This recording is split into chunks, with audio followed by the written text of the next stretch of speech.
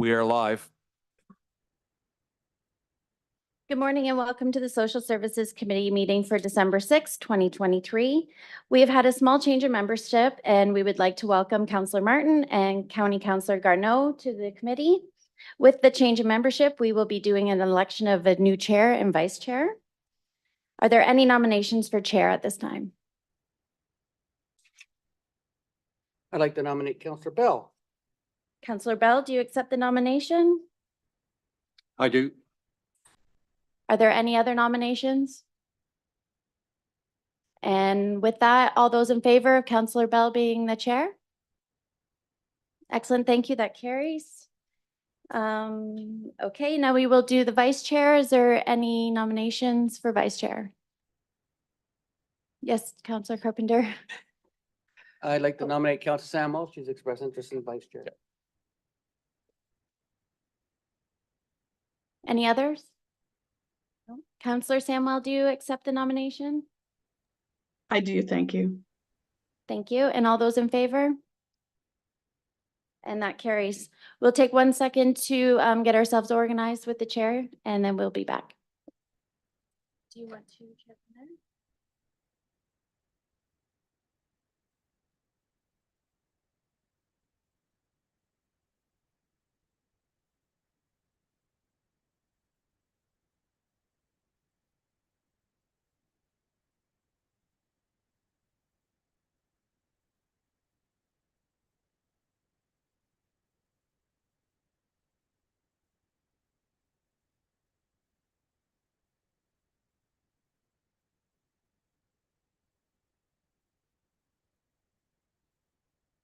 Thank you to the committee for your vote of confidence in me as the chair for the next year, and welcome Councillor Samuel as my vice chair.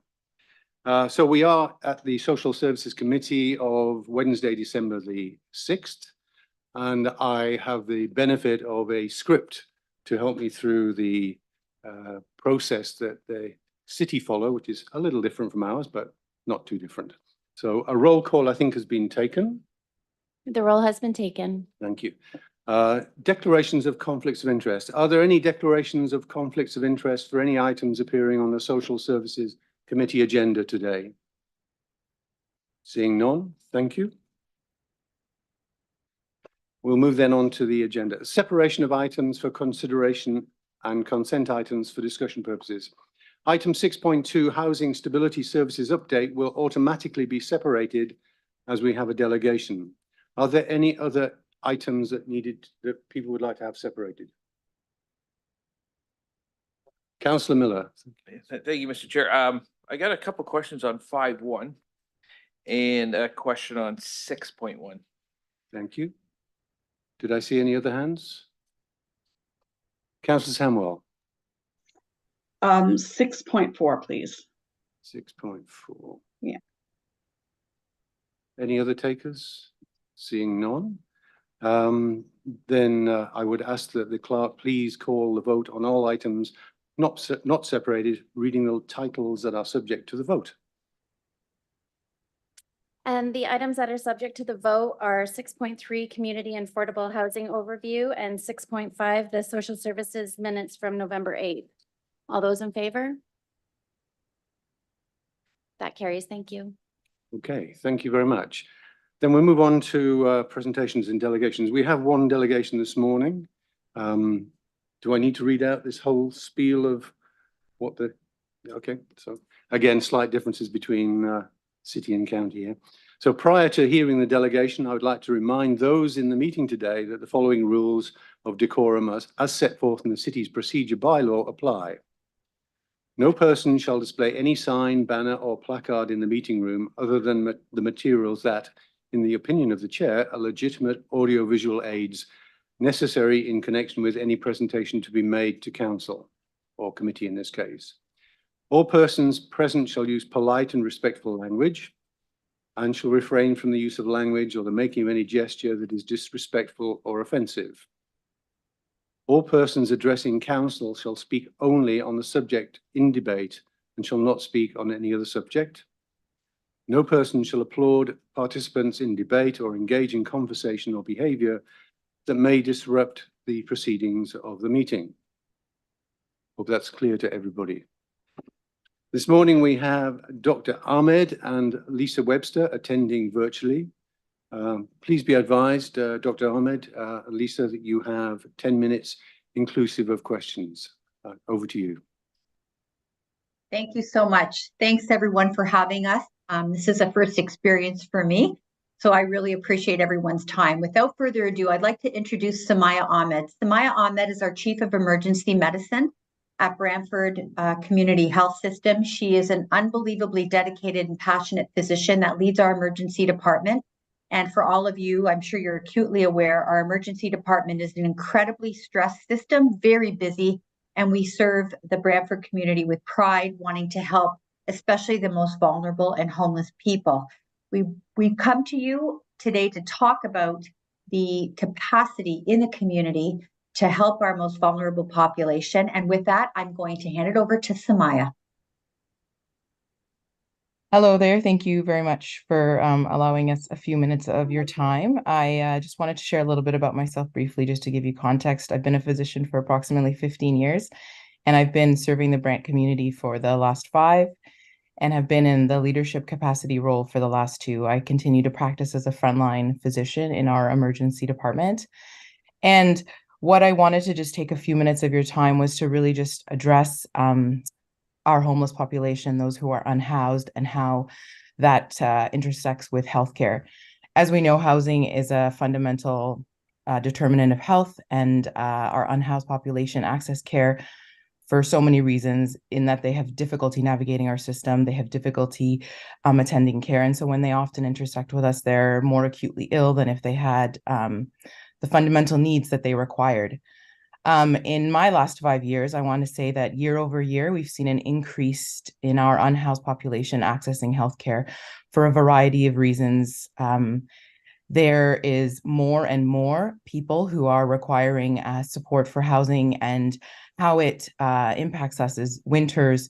In particular, we see an increase in our unhoused population seeking shelter in our emergency department or through healthcare, as they lack as our community lacks, I believe, the adequate resources to support our unhoused population through lack of sustainable housing, affordable housing, but also through a limited amount of resources through our shelter system. And at times, our shelter system can be incredibly difficult to navigate for this population. What I hope to share with you is a hope that we can, as a city who supports all of our population, that we consider this unhoused population, and how by providing them more secure housing or warming centers or more options in the winter can improve their care. I will leave you, before I am open to any questions, just a story about a patient who our emergency department cared for a number of years, who unfortunately died last year on Christmas Eve out in the cold. So I think, we had all thought that it would be his medical illness that would lead to his early demise, but unfortunately it was lack of access to a warm place to sleep in the night that ultimately led to his untimely death. Thank you, Samaya. I'll just add before we take questions that it was shared with me by one of our very skilled clinicians in the emergency department, who really navigates the system out of the emergency department as needed, that we currently have 87 beds, I believe, shelter beds in the community, and there are over 240 homeless people. So you can see the discrepancy in the need versus what is available. So I'm going to stop there because we want to give time for questions. Thank you very much. Would any member of the committee like to ask a question of Dr. Ahmed or Lisa? Seeing none, then I'm going to thank you. Mr. Chair, I apologize. I can see one over in the far corner. just a quick, Councillor Miller. yeah, thank you, Mr. Chair. Just a quick question then to Lisa. Lisa, you quoted 240 homeless people. Where do you get that number from? That was a number shared to me with a clinician in the emergency department who interacts in the public sector for what is out there and available. Her name is Sarah. Her name is Sarah Ravel. She could not be here today. I wish she could have been here today to actually speak to that. But they were statistics that I felt very important to share with the committee. But you said, okay, so you're stating that there's 240 homeless that you're aware of people in our community? Correct. Okay. Or, yeah, okay, thank you. Councillor Carpenter. Thank you for coming. So are you seeing this number increase in our community? And do you see the actual cost of homelessness being a direct reflect on our healthcare system? Absolutely. So I did take a look at our data about the number of patients who are considered unhoused in their final documentation that we then report to the ministry. So in 2019, the average number of people who were unhoused that visited our emergency department was close to, let's say, 800. And those are total visits. So there may be some people who are repeat presentations, but that number in 2023, which is a complete year's data, was 1,340. So year over year, patients are utilizing our healthcare system more. There are more unique individuals who are requiring our support. Those patients who do need our medical system support are accessing that care more often because they struggle to find access to other versions of care. There are things in our community that we are absolutely doing to support their care. There's the shelter pathway that's been developed with Grand River, who provides care to a lot of patients who are unhoused. We are certainly, as a community, doing the best that we can. But what we'll say is we're seeing more and more people coming who are new, who are now unhoused, who are struggling, who aren't the typical face that, society would say should or could be unhoused, right? These are not people who have intersected with drugs or alcohol. These are people who are down in really difficult times. And once they lose their housing or stable housing, their medical and healthcare needs change. It's why it's considered one of the fundamental determinants of health. And one final question for me, then do you see a need for a coalition of organizations that could actually quantify the financial costs of homelessness, police, healthcare, and the like, so that we could put the actual cost of healthcare into a number that somehow those that are due funding can actually see how the cost of either funded here or you're going to fund it there? I think that would absolutely be something of value as long as it will drive change. I mean, we know that on average, when an unhoused patient requires a hospital admission, that on average, their admission to hospital is approximately 8 days. The cost to the system of just an average hospital stay, that's not including any component of it that may be ICU, is approximately $1,700 a day. So imagine if they actually had a house to go to, that $1,700 wouldn't be required. They'd be able to access whatever resources are available in the community. So absolutely, if we're going to use this data to drive change, I would highly recommend it. Thank you for everything you do, and thank you for being a health professional. We sorely need you. Thank you. Thank you. Councillor Sleth. Thank you, Mr. Chair, and thanks for coming, ladies. It's always shocking to hear what you think's going on, and to have it confirmed, I guess it hits a little harder even. How are these folks finding you?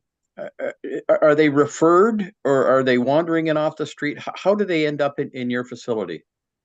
So on a daily basis, if you're an unhoused individual and you are going to require shelter in the evening, typically you would access the Housing Resource Center that's currently provided through the Salvation Army. There's a current contract out for that contract to be renewed. So there's a lot of instability in housing. I just say that because of the instability. So that's where they'll start. And then if there are shelter beds available in the system, then they'll be assigned a shelter bed. If it's not available, or they have a need where they require a motel, then that has been facilitated over the last few years, especially with COVID. However, as you can imagine, some of these individuals at times are involved in drugs, and so have been restricted from a number of shelters for a number of reasons that are in really some ways outside of their control. And so they're left with no options. And so they find us because we're one of the few warm places that are open at night.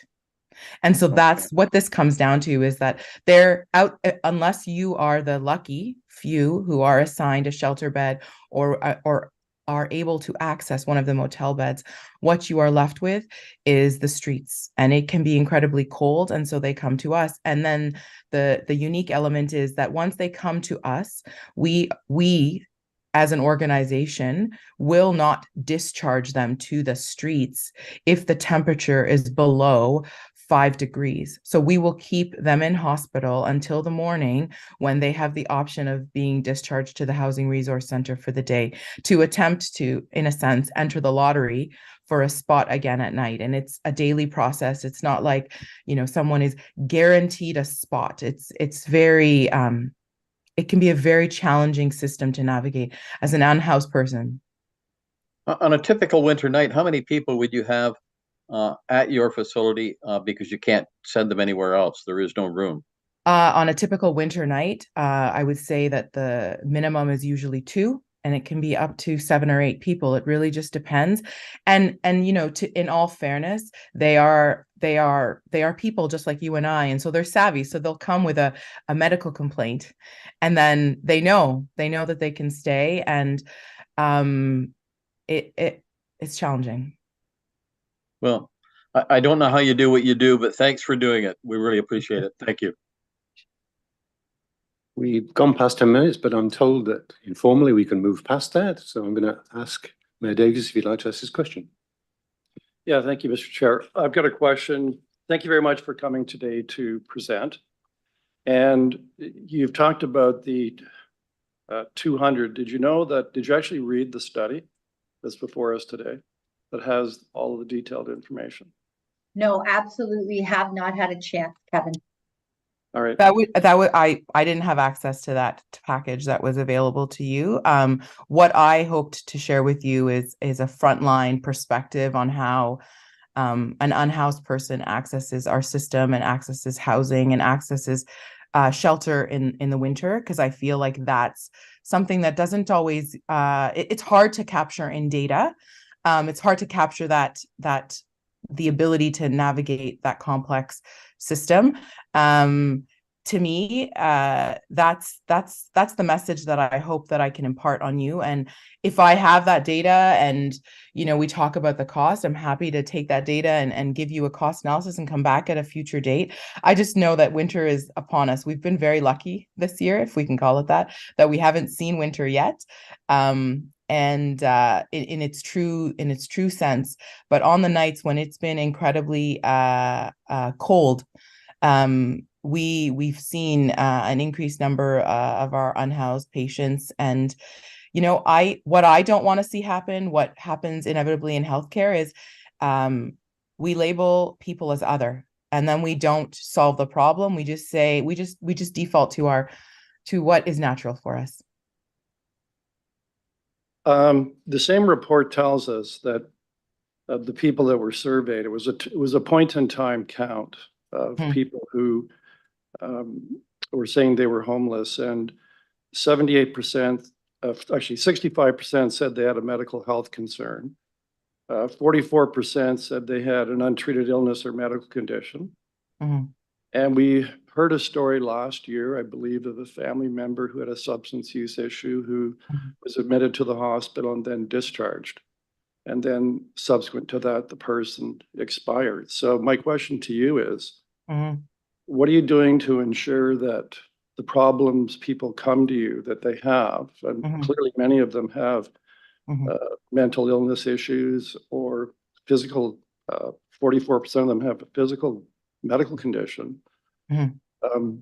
Are you ensuring that they're properly treated before they're discharged? Yeah, so that's a great question and comment. And yes, we do our absolute best to do that. But what complicates this matter is that these people often will come to us acutely and critically unwell. And once their medical problem is more stable, they will often leave against medical advice.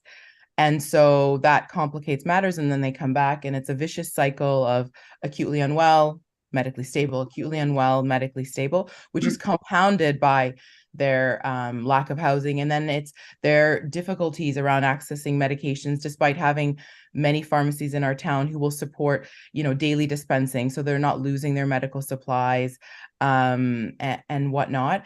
And we know that a lot of times what drives people to leave before they've gotten the full support they require is that there can be addictions issues that complicate the matter, and so they're not getting access to what it is they're looking for. We'll offer obviously alternatives. We'll try and provide safer options for these patients.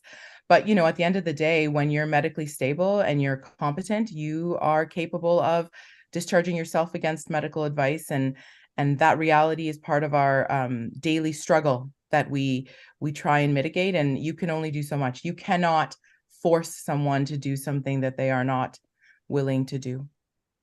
So along that line, do you see that there's a need to change the parameters in the Mental Health Act in reference to when someone can be discharged or when they can be encouraged to stay to receive the treatment required? I absolutely. Are you having this absolutely do not. conversation with the provincial government? Absolutely do not see that. That's something that we should be doing. If somebody is competent to make a decision about their healthcare, I mean, they're competent to make a poor choice. That exists across everything in our healthcare system, from the age of consent all the way until you're older. What I am suggesting is that people who are unhoused and have these complex medical problems need their fundamental needs covered. And one of those fundamental needs is housing. And with housing, they would be better able to manage their complex medical conditions that can include mental health and addictions. And, we own this problem collectively.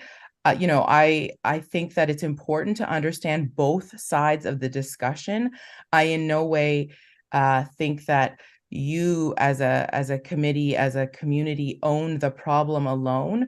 But if all we do is try and put Band-Aids on the health component of it, but never address the housing component of it, those people will never find their ability to thrive in their lives. Having housing stability allows people an opportunity to potentially free up mental space to tackle their complex medical problems. Thank you very much. Great to have you here today. Thanks.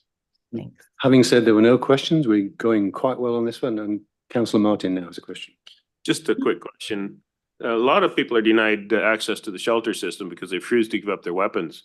Do security at the hospital check these people that are homeless for weapons when they show up? So our hospital has a policy around search and removing of weapons. It unfortunately relies on a consent process, but there are people that we know that have weapons because they live on the street and they need something to defend themselves in their perspective, putting myself in their shoes.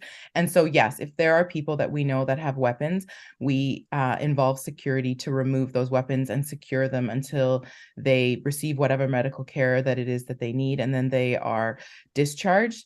I would tell you that in my 5 years at BCHS and in my last 2 years as the chief of the department, there have been, I can count them on one hand, of incidents of a patient having a weapon and there being any sort of problem. And in all situations, once the weapon was identified, was removed without any difficulty. A lot of these patients have this weapon, like I said, for protection. And when they understand that we are removing it temporarily and that we will return it to them when they are ready to leave the hospital, they are cooperative because they want to get help. And to be honest, a lot of these people are banned or restricted from these because they have had in the past violent incidents. And I understand that we need to provide protection for the majority. But in our system, we need to understand that the more we restrict people, the more people we will need to find other types of solutions. Maybe the solutions that, the city of Peterborough are trying to do around tiny homes or something of the nature might work well for a community like Brantford. I'm not going to pretend to know that side of the house. But what I will say is that when there's any concerns about weapon or there's a known history, we involve security, remove the weapon, we have a policy in place. Our priority is always to protect our staff and other patients in the emergency department and across the hospital. Okay, and you said a patient that's competent can make the decision to leave on their own. How do you determine if someone with mental health issues is competent or not? So typically those patients, if there was an issue that was related to mental health, we will often have them seen by our psychiatry team or by our mental health staff that work in our emergency department 24/7. Competency and whatnot is a very complex decision. So sometimes someone to you or I that may not seem capable of making that decision by the standards that the medical system holds us to is capable of making those decisions. But if someone is unable to care for themselves and is unable to, or is at risk of harming themselves because of that inability, the Mental Health Act does support keeping them there against their will, but it can be very difficult to uphold when it is in the gray area. And there is a certain point where we have to respect, as I said, an individual's right to make poor choices. And that's just the society and community that we all belong to. Thank you. If there are no further questions, I'd like to thank Dr. Ahmed and Lisa for joining us today. If you stay with us, we're going to go straight into the item to which you've been speaking, which is the Housing Stability Services Update, which is item 6.2 in our agenda. And I'd like to open that for any questions and discussion. Councillor Miller. Thank you, Mr. Chair. I just want to go back to a statement from one of the presenters there, Dr. Ahmed. And she stated that it is complicated for users to navigate the shelter system. I guess what I'm asking is it complicated? Is there a way to improve it? So the complexity comes from the daily struggle to figure out, time of day, where am I going, what's open. Dr. Ahmad, who's gonna support excuse me, I'm sorry. That was actually a staff question. Thank you. Good morning, Mary Musson, Director of Housing and Homelessness Services.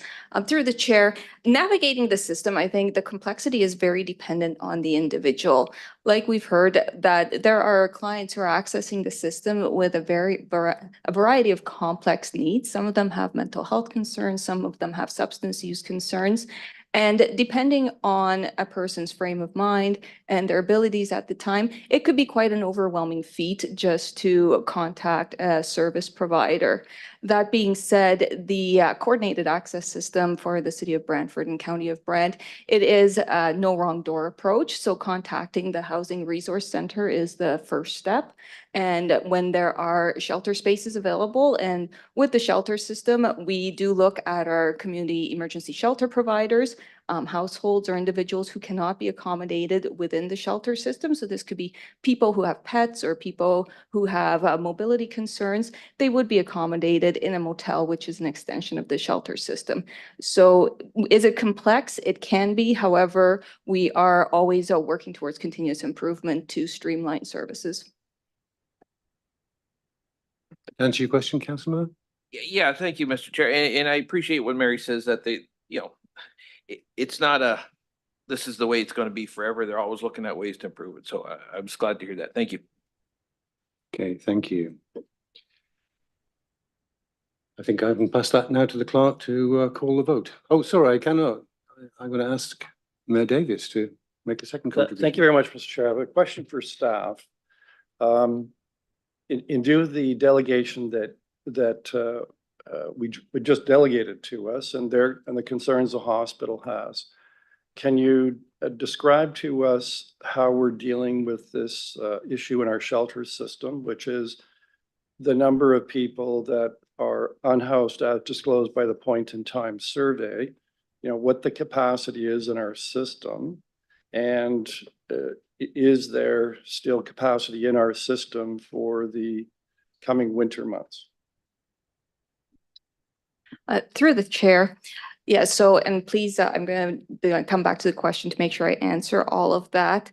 For winter sheltering, and first of all, from navigating from the hospital system into the emergency sheltering system, what we are trying to establish is a very straightforward pathway. The ideal situation would have patient navigators or other staff from the hospital system coordinating a discharge plan along with the Housing Resource Center staff, so that anyone who is declaring homelessness at the time of discharge from the hospital would have a one-way pathway to the Housing Resource Center for emergency sheltering.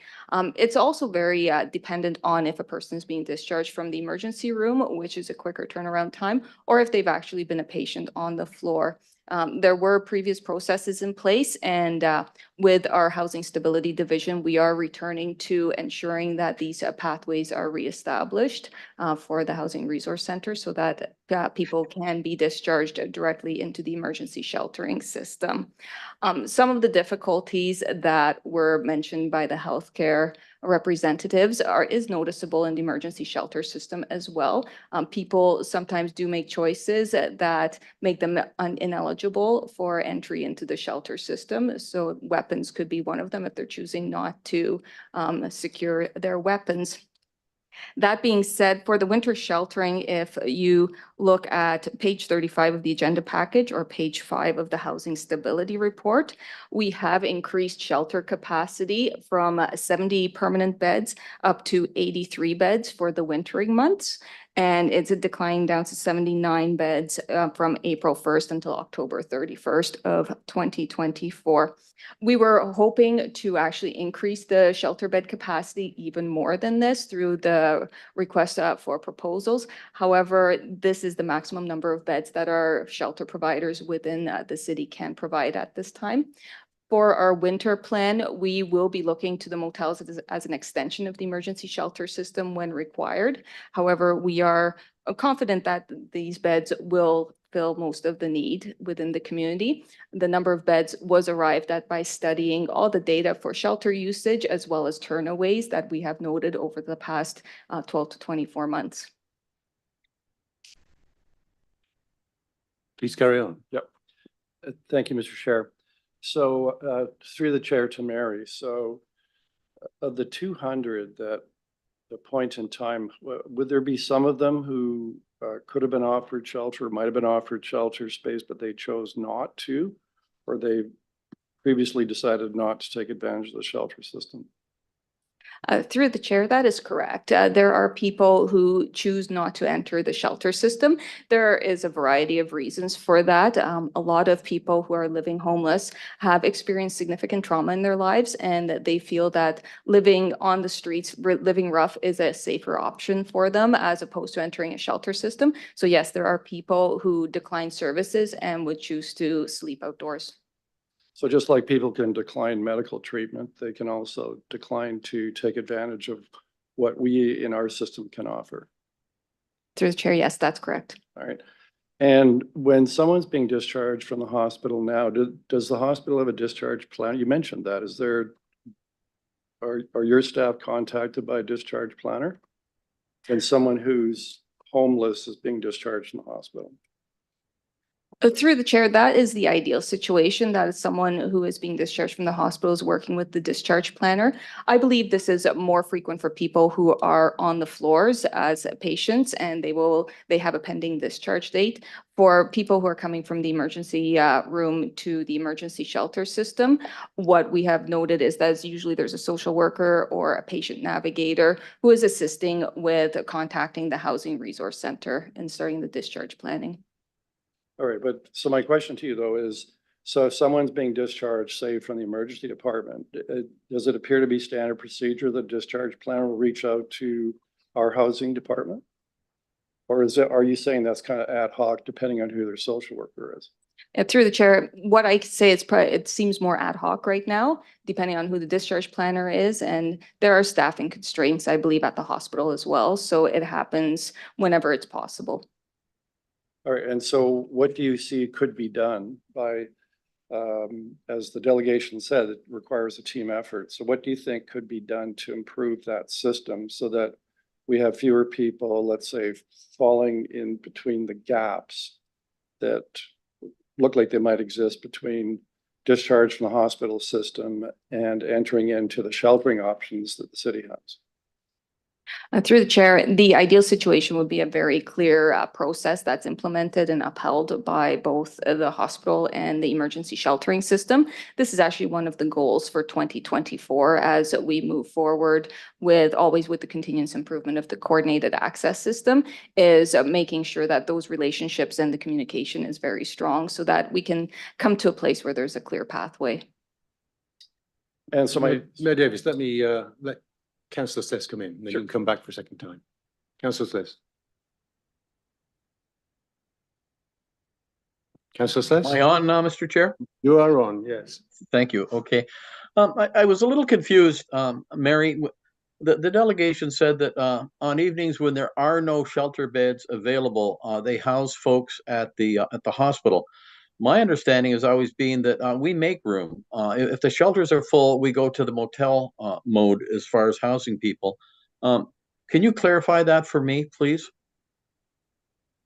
Through the chair, yes, I can. The extension of the motel system should be used primarily for households that cannot be actually housed within the emergency shelter system. So we are looking at households who require emergency sheltering and they may have a pet with them. They might have mobility concerns, and if there is no accessible space at the shelter, or if they have extreme medical needs that once again cannot be accommodated at an emergency shelter. What we have also noticed, even I think as recently as last weekend, is different events within the city might use up all the motel spaces. And so there are times when there are no motel spaces available.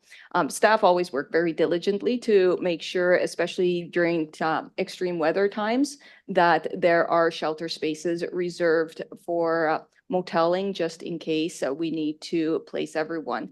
During extreme weather alerts, so this is when temperatures hit -15 degrees Celsius or lower, those are times when no one is denied service regardless of their need within the emergency sheltering system. So just to be clear then, there's never a time when somebody needs a shelter place to stay that night that we can't accommodate. Are you saying that that never happens, or that we always accommodate? Through the chair, we try to always accommodate. However, there are times when people will not be accommodated within the emergency shelter system.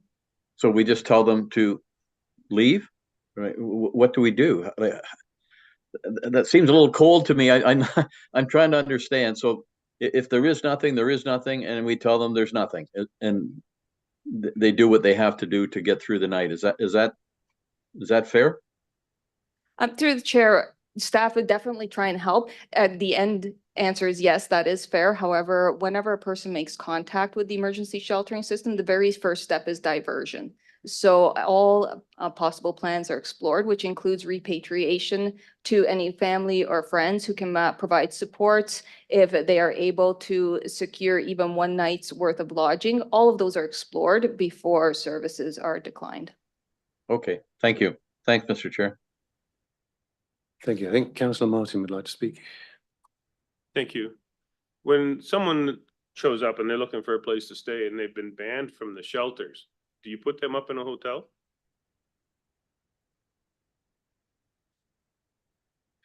Through the chair, no, if a person has been banned is not the word that we use anymore. I'm trying to pull it out of my hand. If they've been restricted from a shelter due to behaviors, we always explore options that are available. So if they've been restricted from one emergency shelter, we do explore whether or not they are permitted to enter another emergency shelter.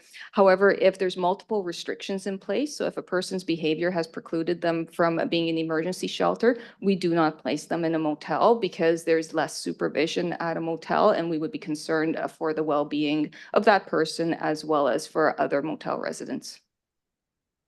Okay, thank you. Councillor Carpenter. Thank you. So when you say there's a 19% increase in the shelter system, is that 8 beds?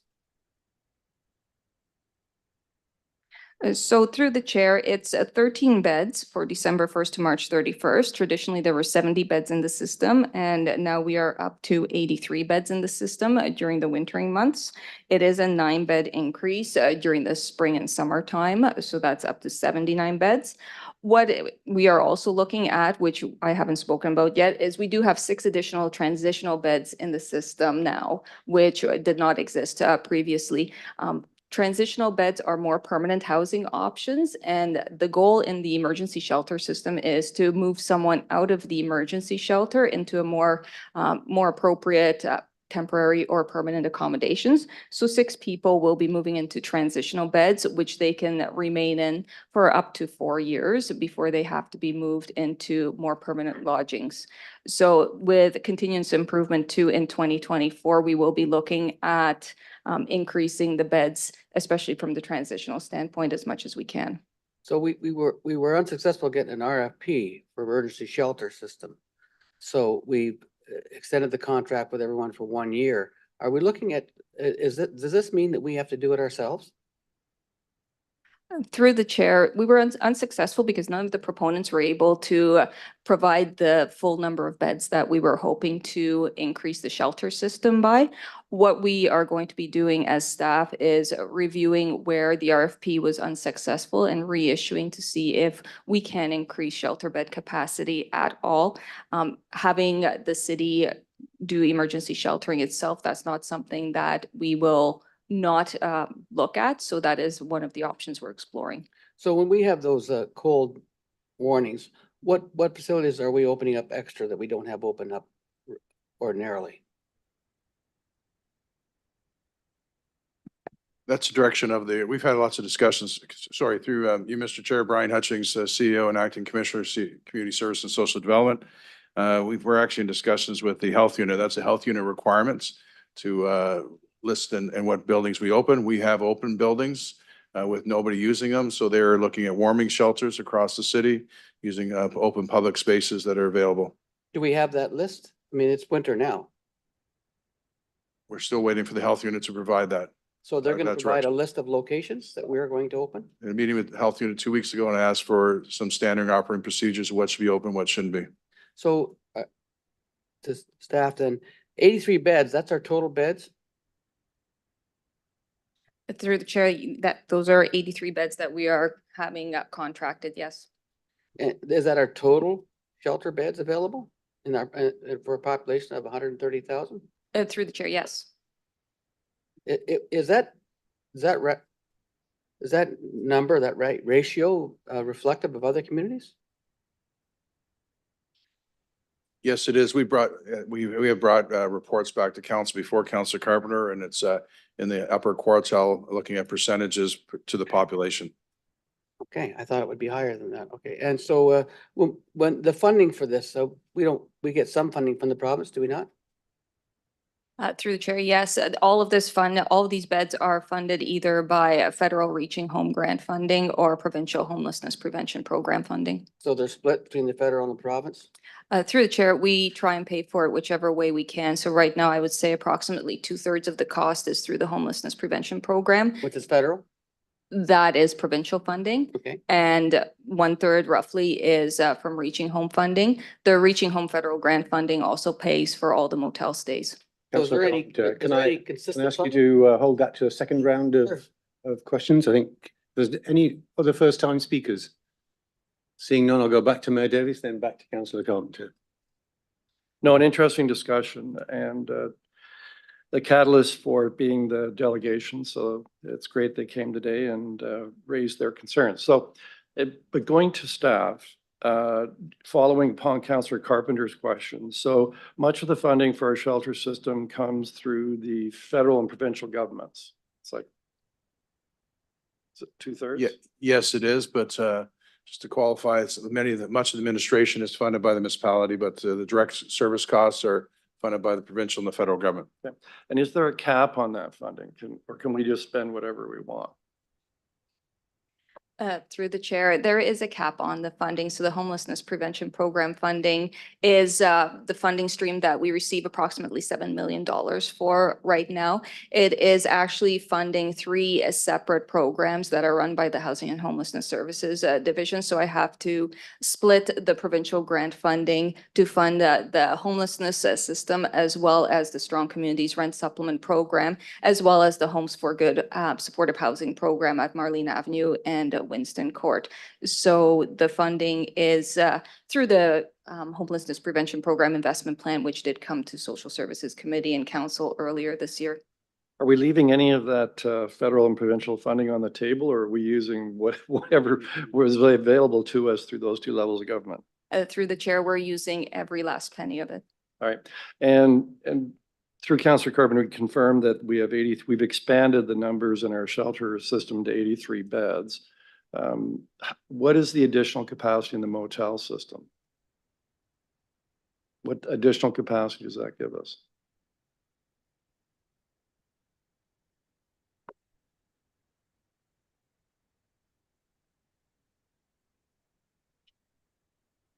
Through the chair, we use anywhere between 20 to 30 beds per night through the motel system as well. All right. And we're developing the Lucy Marco residence. Will that be available in the future in part to deal with some of the sheltering issues? Lucy Marco will not be a shelter. It'll be a residence. It's always been planned that way. So it'll be a residence with apartments and what have you, but it will not be a shelter. Okay. So my last question is the delegation referred to a recent development in Peterborough where it's tiny homes, and we've heard about tiny homes many times in the last 5 years. Is that the tiny home option that Peterborough is pursuing, is that something that staff would suggest we do? To the mayor, we've done tiny homes, but we've done them in a stack fashion on called 177 Colburn Street West. We have not pursued, we've done another 4 units on Sturton and Stinson, which worked out very well in a very awkward kind of corner and fit in very nicely. But from our research and from our experience in watching tiny homes, it's not good use of land planning. And also long-term wise, it's not very good for the neighborhood and very aesthetically for the neighborhood. So we have chosen to do more stacked tiny homes and small corners where we can fit tiny homes in versus a community of tiny homes. And isn't there a municipality, Kingston, didn't they do something similar to Peterborough about 2 years ago? Like tiny Yes, homes? and they are, I think they're trying to rid themselves of the tiny home community they developed. And do we know why they're winding down that pilot program? For many of the reasons I mentioned, the tiny homes become unsightly very much to the community and cause neighborhood community problems with vagrancy and as well as crime, criminal activity and what have you. And so, and also they didn't work out the way they had originally planned. Is it fair to say that our, Mr. Mayor, I think you've run out of time. I've run out of time, I've run out of time. You're out of time. Councillor Carpenter. Just to finish up then, thank you. So 83 beds. Now we talked about trauma. We got trauma, we got mental health, we got addiction issues. So women that have been abused, for example, they don't want to go into a shelter because they don't feel safe. How do we accommodate that? Through the chair, yes, that's a very strong vulnerable demographic that needs emergency sheltering. One of the items we have been successful with through the request for proposals is increasing the number of beds allocated to women and women-led families.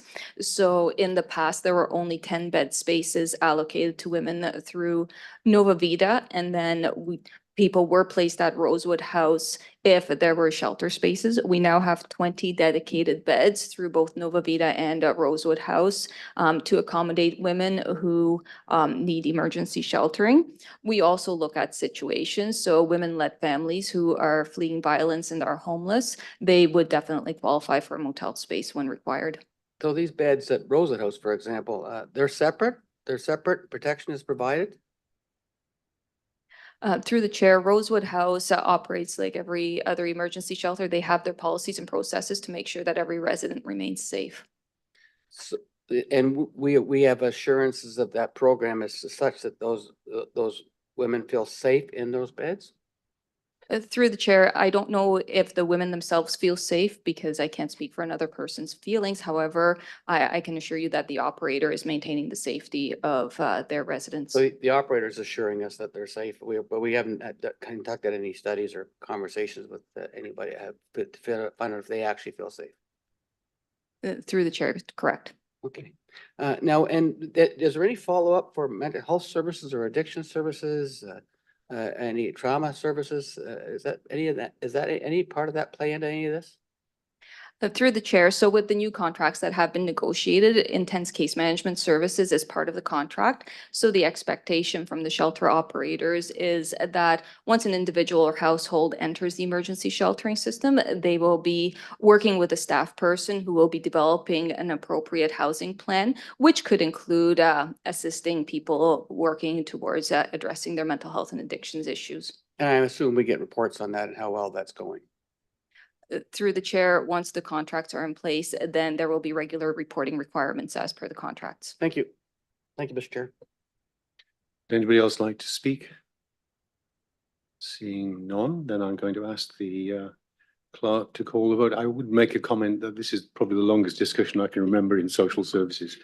So, for good reason. So, Christine. All those in favor, 6.2? Thank you, that carries. So we're going to go back now to look at item 5.1. I think that was separated by Councillor Miller. Yes, it was, Mr. Chair. Thank you very much. Yeah, I think at the end of the day, all these items are interrelated. We make a 10-year housing update, and then I read the cost per unit in 2021 was $216,000. And because of reduced development charges and increased costs, it's gone up to $350,000 per unit, which is a 62% increase in 3 years. It's hard. It's very hard to make a 10-year plan when you see that rapid change on that part of it. There's a section in 9.3 under 5.1 there that talks about the JCs have experienced significant difficulty in establishing financial funding for 24 units at 32 Bridge Street. So obviously it's a lot of the problems that we as municipalities deal with, our private partners are also dealing with. I found that interesting. It's a significant difficulty. So my question is, can staff share with us what those difficulties are? And then related to that, would those difficulties go away with the $62,500 per unit subsidy? So if I can, through you, Mr. Chair, the difficulties are very similar to our difficulties, cost of construction, financing. And so the JCs had planned to do this by themselves independently and with their donors and their financing structure. And there's a gap with the cost of construction and also some of the financing. So to answer your second question is yes. We've worked very closely with the JCs on this, and we see this as 24 units going in the community. We don't need to own and operate them. They're going in the community. They can serve the community. And the short answer is yes, that this will help them make ends meet and can build and operate this facility. I'll follow up then. I like the idea. Obviously, $62,500 is significantly less than $350,000 per unit. I think it's great. I think whatever you could do it. The $62,500 per unit subsidy, is that a direct subsidy or does that include relief, say, from development charges and I don't know, maybe relief from planning fees or whatnot? Or is that just here's the cash, go have at her? How's that $62,500 divvied up? Through the chair, Judy Moore, Director of Finance. The $62,500 is just the JCs that came to us with a proposal of what it was that they were looking for what their funding gap was. The $62,500 was just their portion of the gap that they needed the city to provide a subsidy for 10 years. So it's all inclusive of whatever it was that they were looking for in order to fund that gap. All inclusive. Okay, thank you. Thank you. Any other speakers? Councillor Carpenter. How was the 1.5 million paid out? Through the chair, that $1.5 million is set to be paid out over 10 years. So in annual installments, so it'd be $150,000 a year for 10 years to get to the $1.5 million. And then at that rate, they remain affordable units? Yes. So it's a 10-year contract for 1.5 million for 10 years with affordable. After 10 years, are the affordable units gone? Sure. No, they won't be. This just helps them with their financing. As we had last month, they will be entering a service contract with the JCs like we currently have. And that service contract, I believe, is 20 years or usually. Okay, thank you. That's what I want to know. Thank you. Firstly, Councillor Martin, then Mayor Davies. Thank you. I think this is a great program. The problem we've had is the other levels of government have funded developers. And it's a 20-year deal, and at the end of the 20 years, they cease to become affordable. And that's shown in the table on page 9 of the report. And by 2044, we're pretty much back to where we started because of losing all these ones that were federally and provincially funded that cease to be affordable once their 20 years is up. But the JCs are a group that are committed to maintaining these as affordable even after the 10-year deal or even 20 years is up. And I think it's wonderful that they're willing to build these homes. And this is a program that will allow them to continue their work. And it's something that we certainly need. I'm wondering if we should be sending the federal and provincial government a copy of the chart that's on page 9 and saying, you got us into this mess. We'd really appreciate some grants to help us build our way out of this. I don't know if that's something that staff have considered or if that needs to be a resolution to council to have that sent. I'd be happy to move that if that's the requirement. But it's certainly the subsidies that were given to developers were closer to 80% of the cost of each unit, whereas this is a much smaller contribution by the city. So this program is far superior to anything the federal or provincial governments did in the past. So thank you. Mayor Davies. Yes, thank you, Mr. Chair. There's a lot of information bundled into this report. I think I might take the 2 speaking opportunities, but first I'll focus on the JCs. And so my understanding is that the JCs had this plan for quite a period of time, that they didn't receive as much money from the federal and provincial governments as they were hoping to, and they were really impacted by the increase in interest rates, since part of the financing for this building by JCs comes out of mortgage money. And so I want to congratulate staff, in particular Mr. Hutchings and Mary, for stepping up and coming up with what I think is a pretty innovative arrangement. Not often I've duplicated. I don't think I've ever seen something like this where we're trying to help one of our nonprofit partners and been able to bridge the gap in terms of financing the units they want to build, and as a result, benefiting residents in our city. And so, but one question I have is, here at the city, we provide the RGI units. That's pure social housing, Mr. Chair, as you know, and that's for people who need rent geared to income, such as those on Ontario Works Road ESP, or seniors that have very fixed income. And the problem with the CMHC affordable units that the private industry does is they don't usually include RGI units, which addresses the hardcore need. And so my question then is, will there be any RGI units in this development done by JCs? And is that another one of the reasons why staff are recommending this? Through you, Mr. Chair, yes, there will be. There'll be 5 units, so almost 1/4 of the units will be RGI. Well, that's really good news. I'm very pleased to hear that. But I'd also like to speak, Mr. Chair, to some of the other information that's contained in this report. And I preface that by saying we here at the city and the county, we developed several years ago, following the Mayor's Housing Task Force, to really concentrate on building social housing.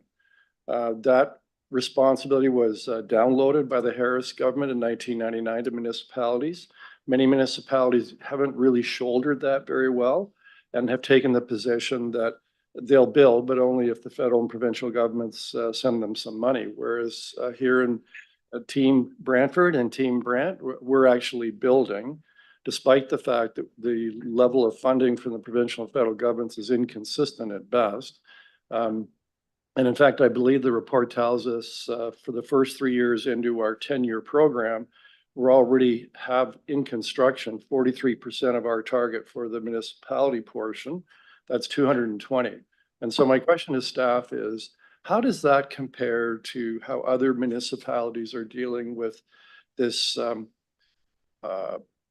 responsibility to construct social housing?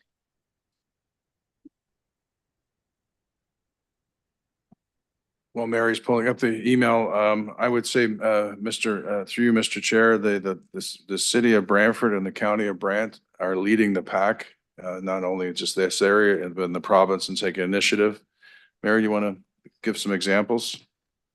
Absolutely. Through the chair, we actually did a very quick environmental scan this week to determine where Brantford sits. What we can say is that we are ahead of other municipalities in the area. Chatham-Kent has 167 affordable units that have been built since 2018. Kingston has about 130 affordable units built, with approximately 110 more planned. Peterborough is at 88 affordable units, and other municipalities like Wellington County, Hamilton, Haldimand, Norfolk we weren't able to get a response in time. Am I close to my 4 minutes? Well, so are there any other first-time speakers? Seeing none, and we'll let you go again. Thank you very much, Mr. Chair. So it's interesting, Mr. Chair, if you look at the program that we all agreed to 3 years ago, that was 506 units constructed by the municipalities and about 335 by our partners like JCs, for a total of 885. And if you compare that to Toronto's 30 times larger than Brantford, County Brant. And that would be the equivalent of about 26,000 in constructing in Toronto. And it's kind of interesting that the recent housing plan that the City of Toronto announced is for 26,000 units. But what's interesting in respect to Toronto, like many other municipalities, they've said, well, to the federal and provincial government, send us billions and we'll do it. But it's interesting how we in Brantford and Brant, we haven't done that. We are constructing. But the problem is, to do that, we're doing that on a regressive tax base, the property tax. And the federal and provincial governments, they have progressive tax bases, income tax. And really, they should be making a much greater contribution. This is putting in almost an impossible burden on the municipal property taxpayer, that where we're trying to fund these programs, and we're trying at the same time to keep tax increases to a reasonable level, which means we have to look at really unorthodox ways of financing this, which in the case of Brantford has been selling of assets, repurposing municipal assets, but that's not a long-term strategy. We did have development charges, built into development charges, something for social housing, which was going to generate 40 million over 10 years. And why can't we do that? Because the provincial government gutted that program. And they have not made good on their promise to make us whole. And I say we need them to make us whole. We have this large gap. It's going to be very difficult to meet that gap to achieve the goal of 506 units. I mean, we'll get there somehow.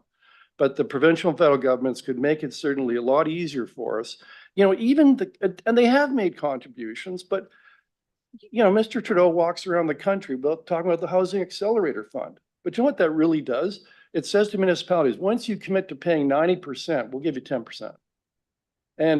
And maybe not every riding in the country is going to get it. We have an outstanding application for 10%. Hopefully we'll get it. I guess time will tell. But I'll say to this, here's an example of the inconsistent practice. For the Marlene Ave development, federal and provincial grants paid 8%. For 177 Colburn Street West, that beautiful tiny stacked homes, 50% came from the federal and provincial governments. That was great. And we praised them. That was great. You know, now coming up for Trillium Way. Provincial federal grants? Maybe 25% if we're lucky. Shallard Lane, probably which is the next development after Trillium. We'll be lucky if we get 6 or 8% from the federal and provincial governments. We need consistent funding from the federal and provincial governments for the social housing program that helps meet the need of those most in need.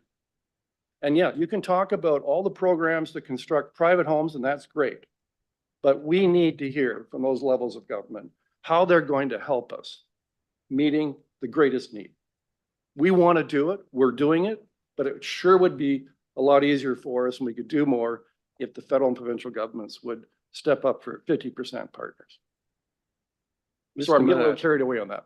Mr. Mayor, thank you for that. I don't know how to react to that, to be honest, but I agree, that's the first thing, but in process terms, how would we take forward your thoughts? Is it a motion you bring forward through council, or is it a motion that we take to the two councils? Please help me on this one.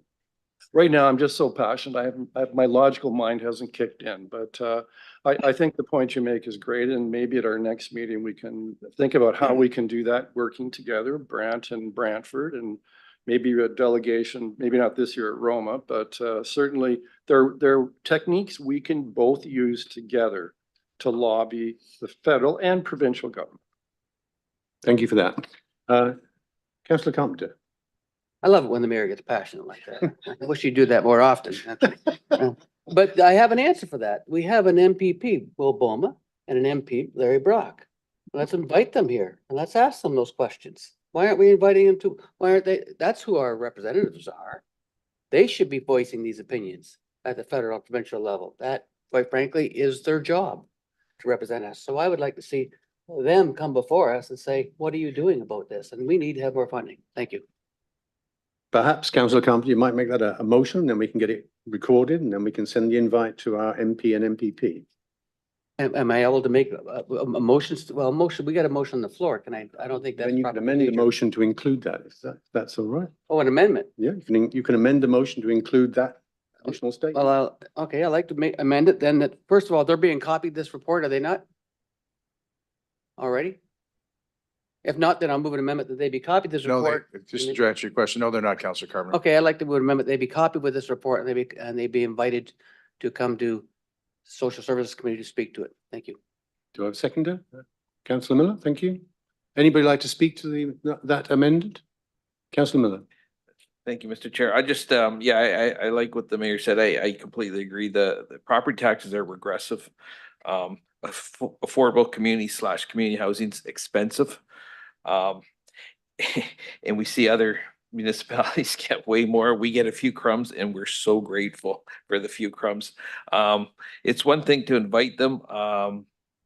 Speaking to the amendment, I would like to see maybe more of an action plan. Whether that includes a delegation at AMO, whether Mayor Davis could take it to the big city mayors forum. But I invite them here is one thing, like I say, but I think there needs to be more concrete actions because this is something that needs to be worked on right now. It's been unfair for years. It's not getting any better. So and it's a huge need. It's a huge need in our community. And I feel like sometimes we come here and we flounder around because there's just not enough resources. So like I say, maybe we could come up maybe with a more fulsome action plan for lobbying. Any other comments, just discussion on the amendment? If not, then I'll ask the clerk to call the motion on the amendment. There was a seconder, Councillor Miller. Yeah.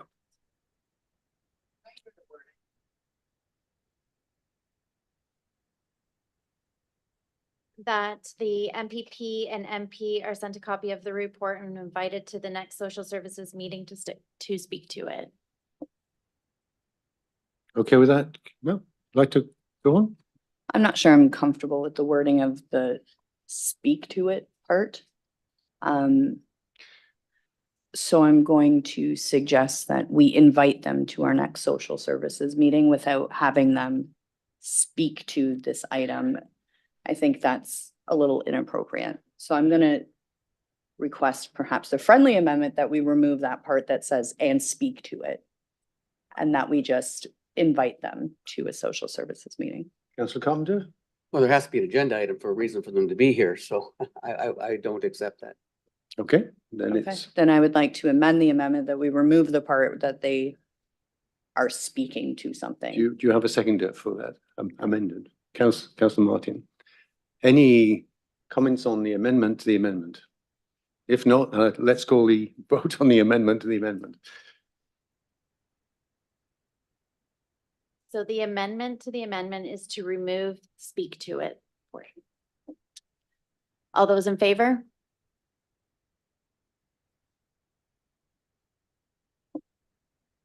And that does not carry.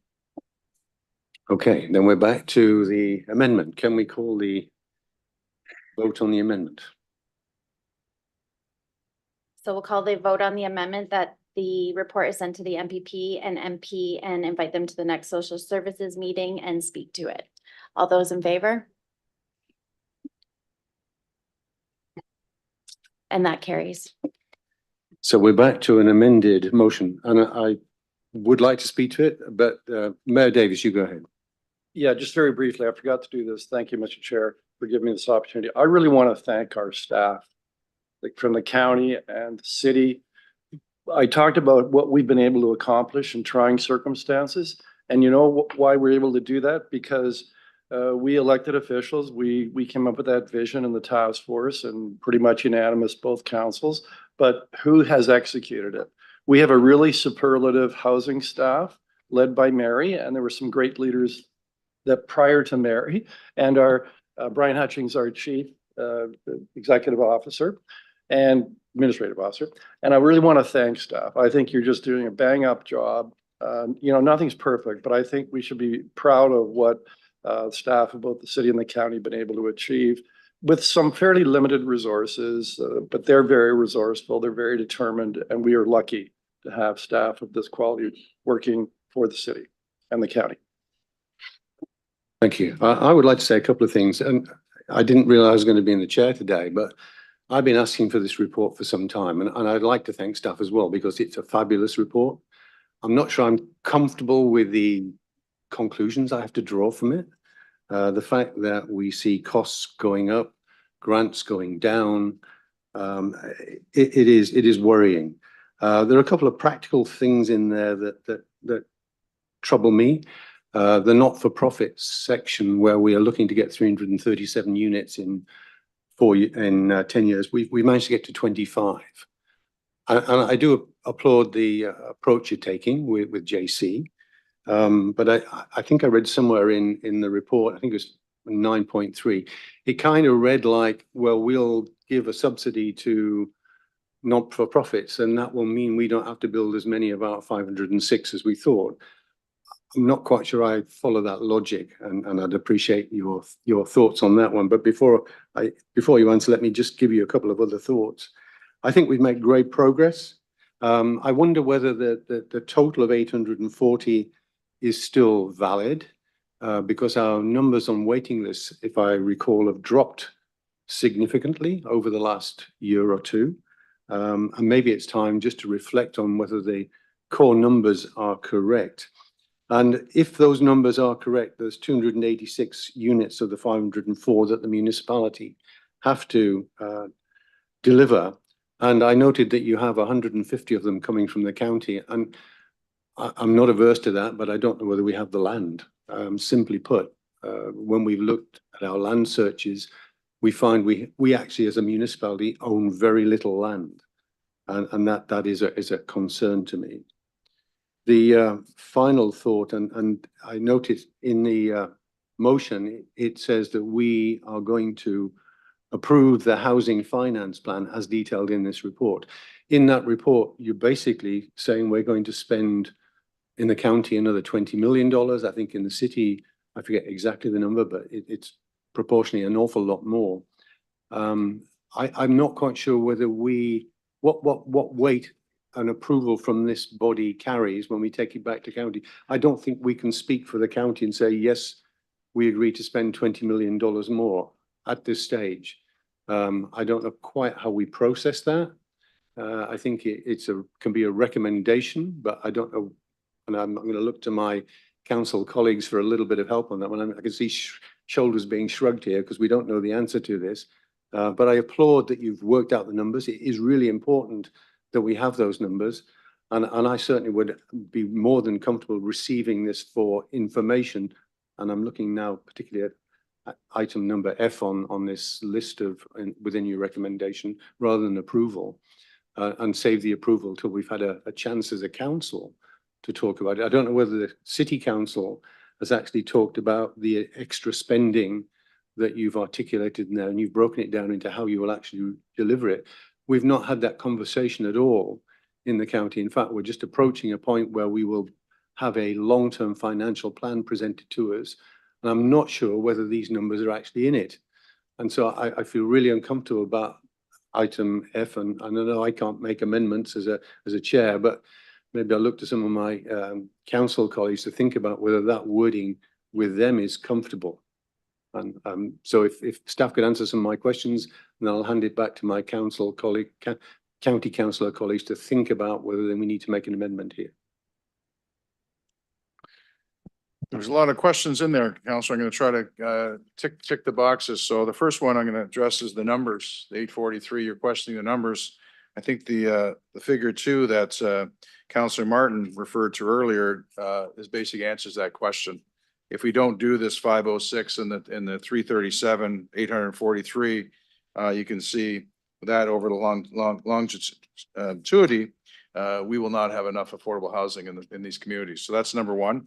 Number 2, you talked about the 506 and the 337. We've only done 25 in the not-for-profit sector, and we say that if we do more, there'll be less than the 506. This goes back to 2 or 3 times you've mentioned in this meeting you'd like to leverage the not-for-profit sector more. We're looking at a bit of equilibrium scale. If we could, the 62.5, as Councillor Miller's pointed out, is much less than $360,000. We can get more not-for-profits. This is the first. We're going to do a rollout of a plan for other not-for-profits to see if they're interested, and other 62.5s versus 360. That may lessen our 506 to 400, and then the 337 up to 437. We're trying to find that equilibrium and the interest in that. They're in the community, like it's out in the community. We don't have to operate them. Somebody else can operate them. And then as Councillor Martin said, the raison d'etre is to do that. That's why they're set up, these not-for-profits, to do these things versus the for-profit providers. As for the financing plan, yes, this would make me nervous. Yes, this would make our council nervous. The mayor mentioned in his speech earlier, we do this, somehow. The somehow is me and Mary and the team. The somehow is that's what I get assigned every single day in my job. Somehow we're going to do this. I don't know how we're going to fund it from. You're talking about source of funding. I don't know how we're going to fund it from the city. We say possible sale of city assets, and I could have a whole speech about progressive as an accountant and regressive taxes about this whole system. I've been around a long time. I was part of the 1999 transfer, so I can tell you, the whole 25-year history of housing. And it's not fair that the municipalities have to be in first. We have to be first in, then we have to beg and plead, with the province and the feds to ask for money. It's just not right. And anyways, so what this basically lets me do, Councillor or Chair, is comes back and I would, it doesn't naturally produce a check from the city or the county to do this plan. Somehow I've got to meet with CAO Newton and your staff to figure out, how do we do this? Do you guys have money to do this? You need to take something to your council. It starts me the process with my council to talk about how we get funding for this. Do we have to sell some assets or some land or that sort of stuff, or what do we do? But it starts the process, because right now, after the 43%, I'll be honest with you, after Shelter Lane, we have no money. We've sold assets in the past. We are still selling a couple of assets. Which was public. The tourism center will be sold, and the old city hall will be sold. Those are both public motions. We'll be doing that to fund housing, not to put into our other side of things, which, you know, stresses me out, is my capital program, which isn't funded enough, just day-to-day roads and bridges and things like that. So it's a fine balance. So what this does is allows me to go out and start having those discussions with my council, but also with your senior management team to see if they can deal with this. But that's really what it does. It doesn't give an automatic, you know, amount to say, here, we're going to fund this. I think I answered all the questions. Yes, thank you. I'm going to indulge myself here. Thank you for those answers, Brian. The answer on respect of not-for-profits and moving the balance between municipality and not-for-profits, that won't happen without a very significant effort and plan. Do we have enough not-for-profits that will support the extra, what is it, 300 plus? Do we simply have those people around that we can leverage, or do we have to bring them in or create them? With all the above, we have to sell this. We have to show them. We have to show them how they can leverage most of their mortgages have been paid off. We have to show them that we can be supportive. They can leverage some of their mortgages or through CMHC financing. It will take a lot of education. We don't have, I think it's 12 providers. We don't have a multitude of providers here in the city, so that we don't have that. So it's working with them and holding their hands like we did with the JCs, who are very, so it's going to take a lot of work to do that and build them confidence that we got their backs and we can support them. The municipality's got to be behind. Hamilton's done this and they found great success with it. And I'll be honest, we started out of the gate kind of doing it ourselves, didn't focus on that. And now we really realize that's where we should be leveraging as well. Thank you. I see Councillor Howes has his hand up, and then Councillor Miller, and then I'm going to ask then Councillor Martin, then we'll call the vote. Thank you, Mr. Chair. Through you, first I wanted to applaud Mayor Davis's passion and blunt terminology, and I think this is a topic that warrants it. And it's good to see us speaking very realistically. Along the lines of being realistic, and Mr. Chair, to your comment about section F of this item, with some of the uncertainty, the words uncertainty have been bounced around the last few minutes in this discussion. I'm wondering if it might be more appropriate that it read that the housing financing plan as detailed in this report be supported and referred to each municipality's budget process. I think that might be a more appropriate approach. Help me out procedurally if that's an amendment that needs to be have a seconder and be voted on, but I can discuss it a little further if you wish. Thank you for that. Do we have a seconder for that? I see it as a motion. Councillor Miller is raising his hand.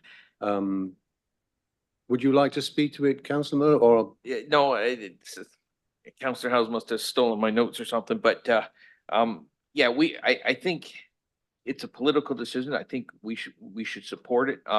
Having said that, we have to go look in our piggy bank and see if we got the funds there and see what we can do. It's one thing to commit us to do it. I agree with the CAO, Hutchings. We got to start somewhere. I think this is a great start. But at the end of the day, can we do it? And we got to make sure we can do it. Thank you. Councillor Howes, did you have anything you wanted to add before you end your speaking opportunity? Just quickly, Mr. Chair, through you, I just, and this goes back to something you were saying a couple minutes ago. I just, as much as we all know this needs to happen, from everything that's been discussed in this abnormally long and very good social services meeting, I don't think that those of us who are sitting on this committee are in a position to commit such a big financial chunk on behalf of our municipality at this stage, but we can certainly promote it to our budgeting process. Okay, thank you. So we have an amendment on the floor. Can we take comments on the amendment? Councillor Martin? Yes, thank you. Through you to staff. This funding plan it's a multi-year plan, is it not? Yes. Okay, and it's your best guess as to what we're going to need over how many years? The next 6 years, Councillor. Okay, and if by some miracle some level of government commits to 50% funding for affordable housing, essentially the requirements for both municipalities be cut in half. Yes, they do, Counselor, or not at half, because there is some grant funding in here. I believe it's about Roughly, yeah. 20%, but probably another third. Yes. Okay, so this isn't committing either community to fund these numbers. This is just an estimate of what's needed over the next 6 years. So there's no commitment on either council. So I don't think this amendment is needed. This is just the plan going forward, that if we don't find other avenues to fund these things, this is what we need from the communities. And it's like, it's over 6 years. So the portion each year would have to be approved by the budget committees of each council.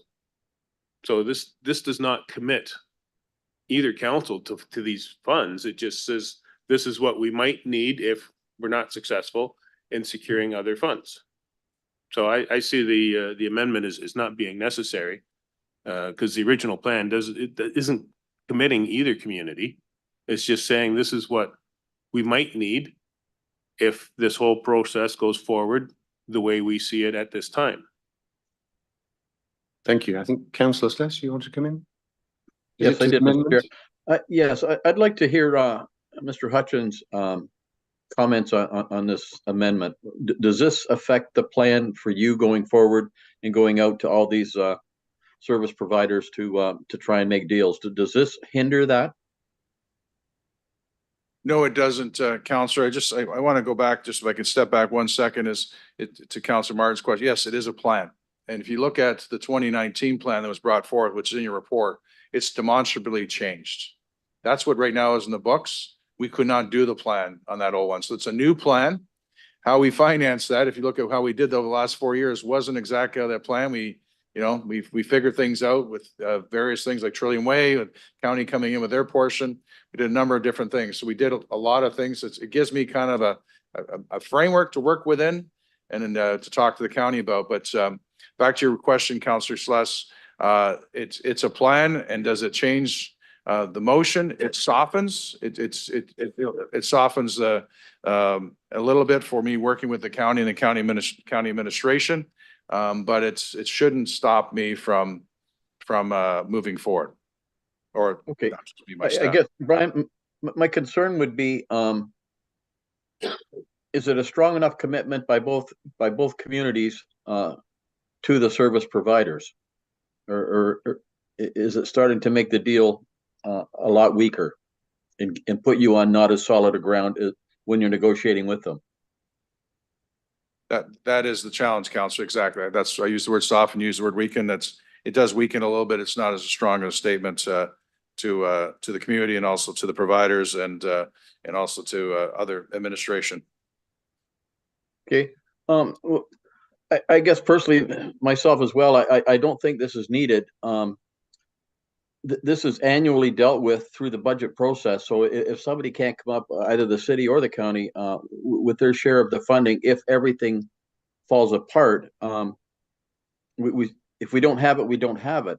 But to send staff out there to negotiate deals on a weaker platform, to me, does not make sense. We want them to get out there and get the best deal we can, and to be able to do that, I think they need the strongest support they can get from both communities. So having said that, I'll not be supporting the amendment, Mr. Chair. Thank you, Councillor Sless. Councillor Carpenter. Yeah, I don't want to put words in Councillor Howe's mouth, but I think the intent here is to have the county have a say on the funding. And these reports still go to both councils for a council approval. So there's an opportunity for when this goes to council, to our council and county council, that then they can look at those numbers and give it final approval. And give it that full approval. So, and that would behoove, I guess, our staff to make a presentation when it goes to county council to have this, to explain this, the funding model, and that it is multi-year funding, and it will be dependent upon budgets, as all things are. So, it's really just to give a comfort level. So I don't see it being a problem, except for, we've got to approve them by both county council and city council anyways. This report goes there, so it'll be separated out for discussion. both of the city and the county, and then you could have some conclusion there. Yeah, I think that's, Councillor Howell will correct me if I'm wrong. Thank you. Thank you, Councillor Cobb. Councillor Howes, last word, and then we'll call the vote on this. Thank you, Mr. Chair. I'm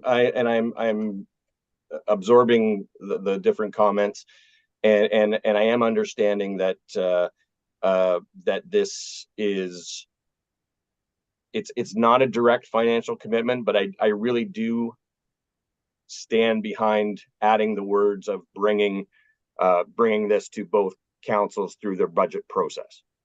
And I'm wondering, Mr. Chair, if and excuse me if this isn't the right process, but I'm wondering if a compromise might be to, I'm changing my own amendment to say, as detailed in this report, be approved subject to both municipalities' budget processes.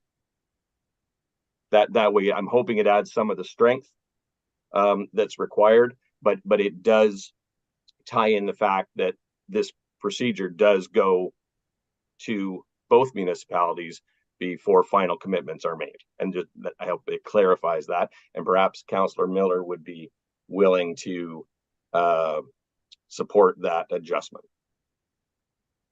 Councillor Miller?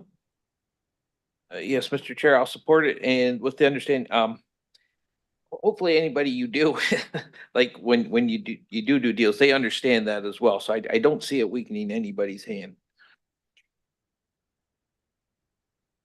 Going to ask the clerk to call the vote on this amendment.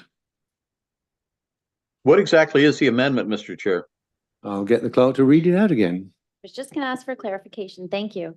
That the housing financing plan detailed in this report be approved subject to both municipalities' budget processes. Is that correct? Yes. Okay. And with that, we'll call the vote. All those in favor? And that carries. Thank you. So we now have an amended motion on the floor. Is there any further discussion on the amended motion? Seeing none, then I'll ask the clerk again to call the vote. And we are voting on item 5.1 as amended. All those in favor? That carries. Thank you. Thank you very much.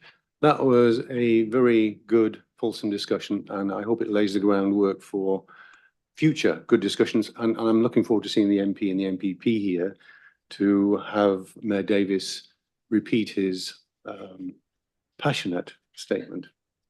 So we're moving on now to item 6. I think, Councillor Miller, you separated this one? Yes, Mr. Chair. Not as many questions on the pit count, 6.1. I found it interesting that our delegation earlier today identified 240 homeless, and I believe the pit count was 250. And I understand the pit count. I was part of it way back when. It's not completely accurate. I think everybody knows that. But I would like, and I know the last one was during COVID, but is it possible to give some context to the count? In other words, are we seeing an increase over time, do we think? Are we seeing a decrease? I think I know what the answer is. And are we seeing some in the county? I know the very first pit count, there wasn't a single one counted in the county. And I'm just wondering if that's changed. And I think it has, but I'll leave it to staff. Thank you. Katerina Knezovich, Acting Manager of Housing Stability, through the chair. For the pit count report, it's based on a particular point in time in April. Based on the current findings, there was no one in the county indicated for this report. However, we know based on past practice and based on shelter admissions, there are homeless folks in County of Brant.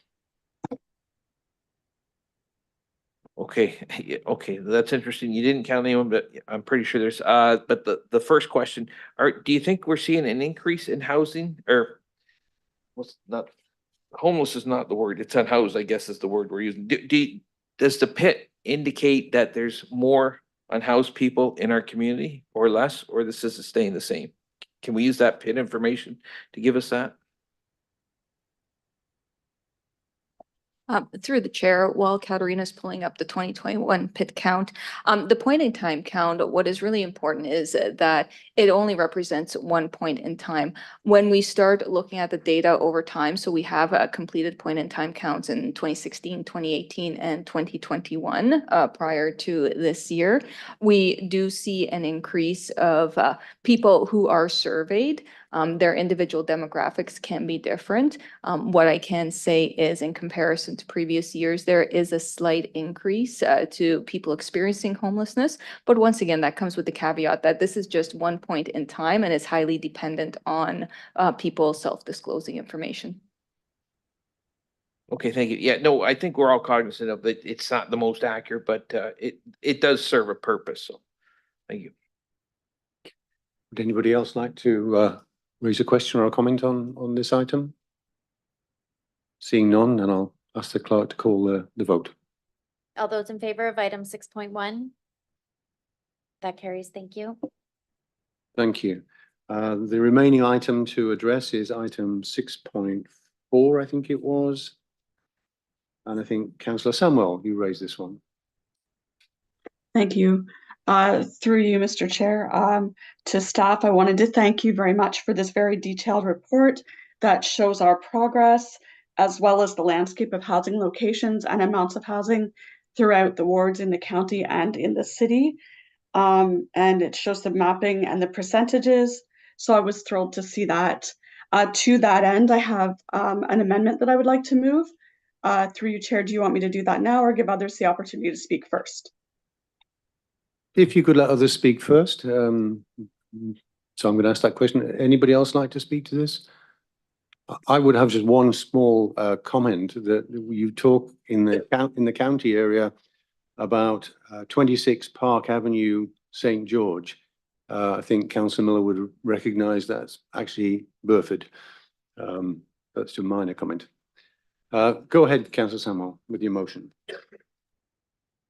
Okay, and if I could have the clerk put the amendment on the screen, that would be great, and I'm seeking a seconder.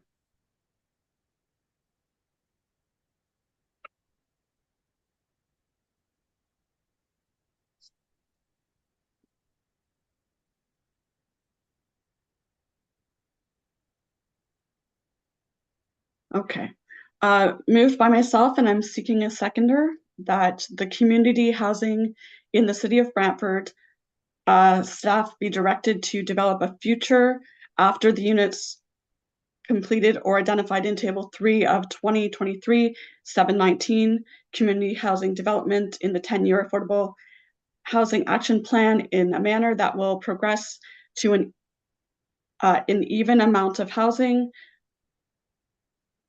of community housing across city wards at the conclusion of the Affordable Housing Action Plan.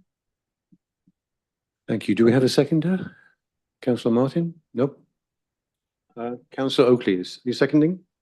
Thank you. And Councillor Martin would like to speak. Well, would you like to speak to the motion first, Councillor Samuel?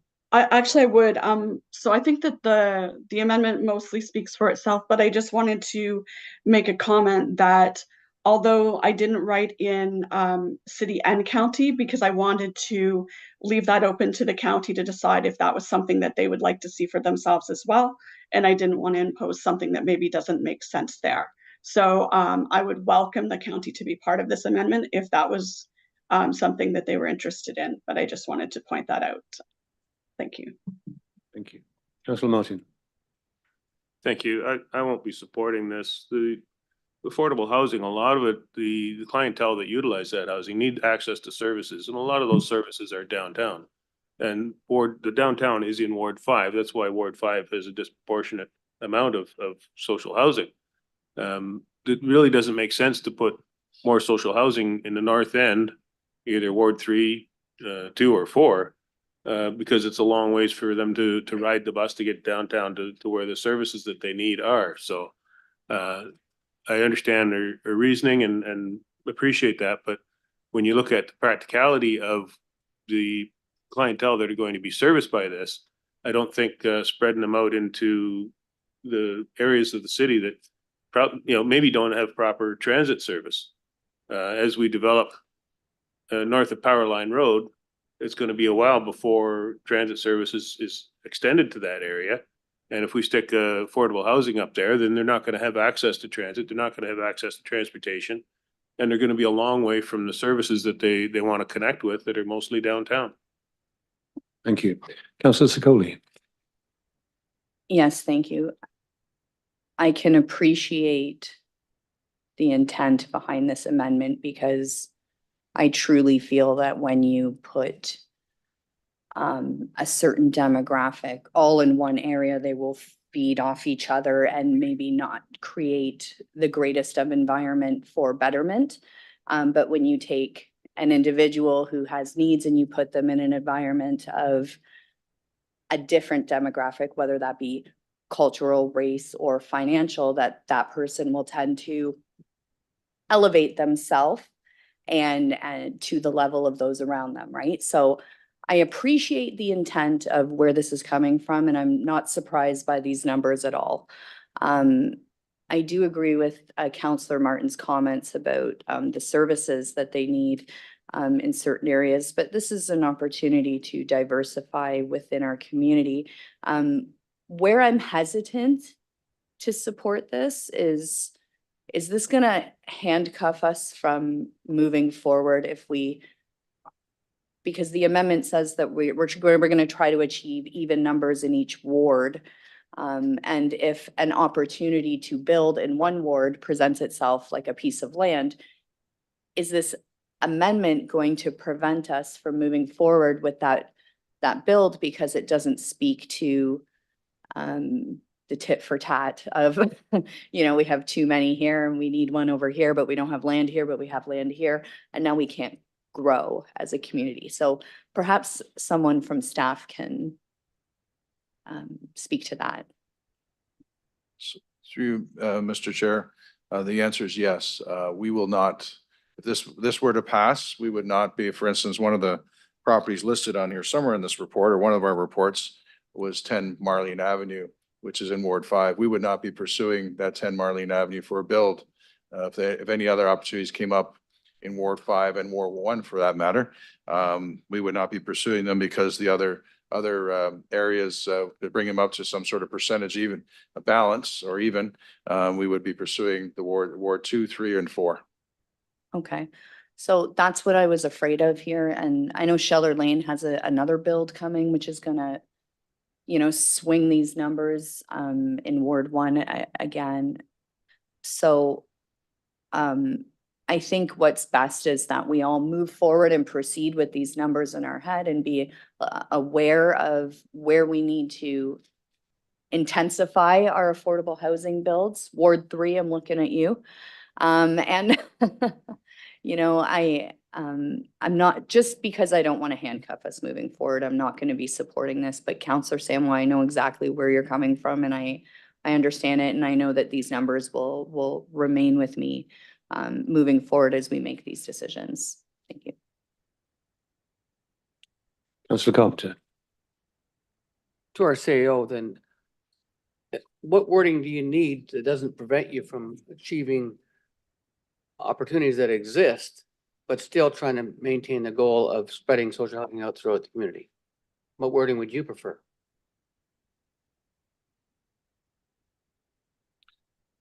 That's a really tricky question, Councillor Carpenter. If I can, it's not at the intent of the mover. I work with Councillor Samwell on this motion was that to allocate future housing to other wards because Ward 5 is overpopulated. So any other wording you provide me will allow me to build in Ward 5, for instance. I don't think that's the intent of the mover. So I feel you're asking me to answer a political question and the intent of the mover that I really can't answer. Okay, Councillor Sicoli spoke to it very well. Let me give you an example. 56 Memorial Drive is in Ward 3. I grew up at 56 Memorial Drive, apartment C21, with a single mother that raised 10 children. Social housing, the only very minimum social housing in Ward 3, as you can see in the report. The whole concept, and Councillor Sicoli really encapsulated it quite well. So that when you grow up in social housing, that is in a different demographic, you see different opportunities as a youngster. And you see things in a more positive way. And hence you see me here today. So that is very valuable to keep in mind. And what we've seen in American style social housing is they build them all in one location, and they create ghettos. And I think what Councilor Samuel is trying to do is avoid them being all put in one place because the property might be cheaper there, or because it may be, but the demographics, the common sense about it all means very well that it makes more sense that if we actually spread it out throughout the community. So would it be better if the word were to say that when it says try to achieve, Mr. Hutchings, you take that as mean you cannot or would not pursue? Why would you take that opinion automatically off of trying to achieve? Because with the five, if I can, through Mr. Chair, with the 506 units, I'll never achieve equality. We have 300 left to build, left roughly 300 build. If I spread those three out between wards 2, 3, and 4, I will never achieve that. So it wouldn't mean that you would come back and say, like, this is the only place that we've got property available. It has to be in this ward, as opposed to, like, that would be the only explanation that we were required, would it not? I'm trying to read how this resolution is not as difficult as it seems to be. I think that's a question of the mover, Counselor. Okay, I'll wait till the mover speaks then. Yeah, Thank you. but I want to go back to try to achieve. The word try to achieve is purposely put in there because even if you gave me all 300, I hope I'm being clear on that, and I would allocate them out, you still wouldn't be at equity with Ward 1 and Ward 5. Oh, yeah, we're a long ways from that. That's what that means. I think I saw Councillor Howe's hand up. Have you taken it down? Sorry, that was I did want to keep it up if I can take a moment, Mr. Chair. Please do. Thank you. So I'm respectful of what Councillor Samwell's trying to do here, and understanding that Mr. Hutchings helped to craft the motion, but I'm mindful of the fact that availability of land and other external factors are largely the driving forces behind where our affordable housing ends up. And so I'm concerned about the choice of words here. And I'm wondering, Councillor Samwell, if there might be an opportunity to bring in the word prioritize where possible, so that what you're intending to try and do becomes a prioritized goal, but not a rule. So I'm just wondering if that might be something that might help us get to a better place on this one. Thank you. Councillor Samuel, you want to amend your amendment? Yeah, I would be open to that suggestion. And I also wanted to note that in the resolution, the word even actually had been intended to be balanced instead of even, because I know that it will be difficult to make it completely even. And I think I would like to speak to the fact that although we do have a lot of services towards the downtown, I think at this point that it makes sense to start expanding where those services are and reaching out to other areas of the community, because it also shows that Ward 5 is not the only place that has affordable housing and folks that could benefit from services. So we should be also looking in the future to have some satellite opportunities or expand where our services are as well. But I would be open to that addition of those words as well. Thank you. And is your seconder okay with that? Would you like to repeat where in the motion would you like to put that, Councillor Samuel?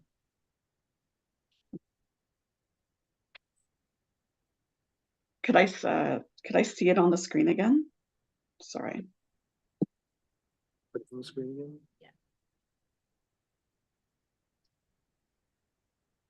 And Councillor Howes, if you had a spot where you thought that made sense, I'm open to hearing that as well.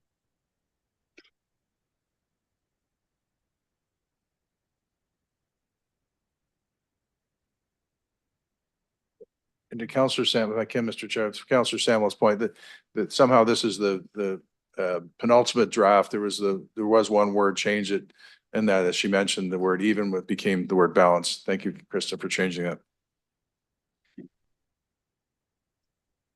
Are you okay with that, Councillor Samuel? Mhm. Okay. I was wondering if maybe it should be, that would fit after, like, to prioritize progress to a balanced amount of community, like in that section there, the words that Councillor House had shared. Mr. Chair, it was prioritize where possible.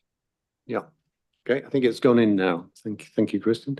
Last word to Mayor Davis, then we'll call the vote. Sorry, last word to Councillor after Councillor Davis, then we'll call the vote.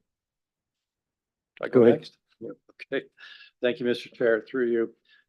So far as this resolution is concerned, I mean, I'll express some sympathy for it because I've often maintained that too much of this development has occurred in the downtown almost as a default.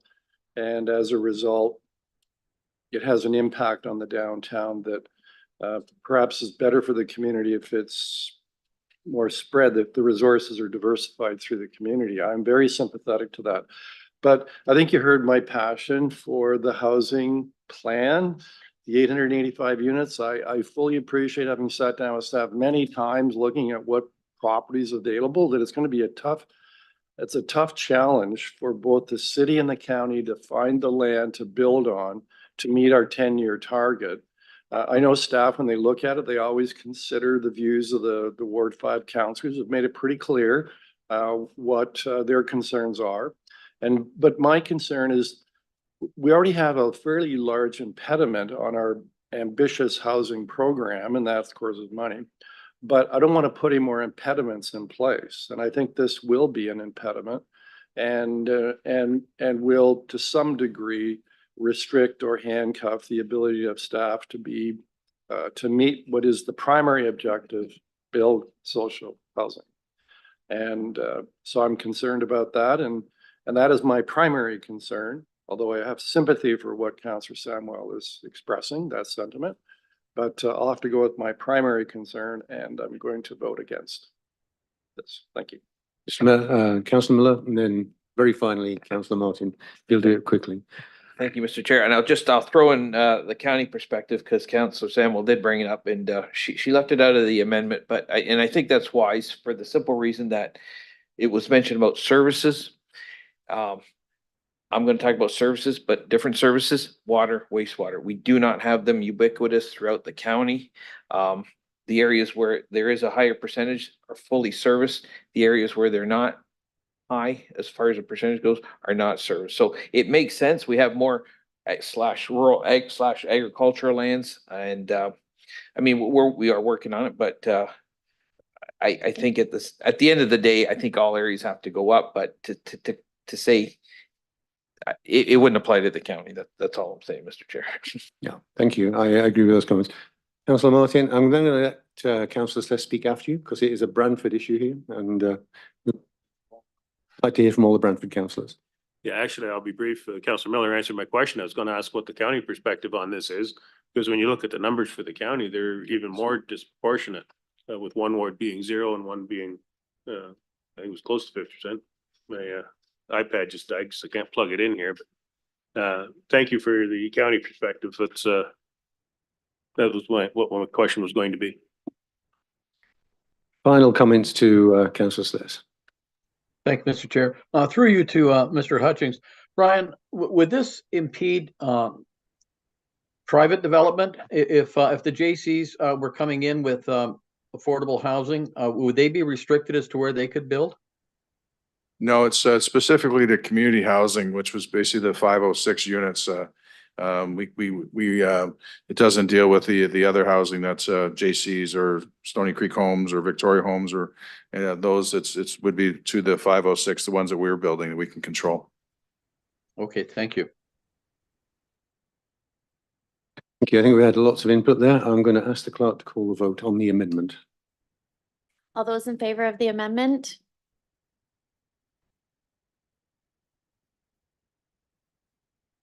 And all those opposed? And that amendment fails. Thank you, councillor Somwell. Let's then move on to the vote on the motion as it originally was now. Oh, I apologise, councillor Carpenter. Question that came up to the CAO. When you say we don't have land, we can buy land, can we not? Yes, We sell land in one area and buy land in another area? yes, and. We have land on Power Line Road as well? that We Yes, could use for housing? yes, And the block plan that's happening on north of Power Line Road, we could buy land there for social housing? yes. Thank you. Okay, now we'll move to the vote. All those in favor of item 6.4?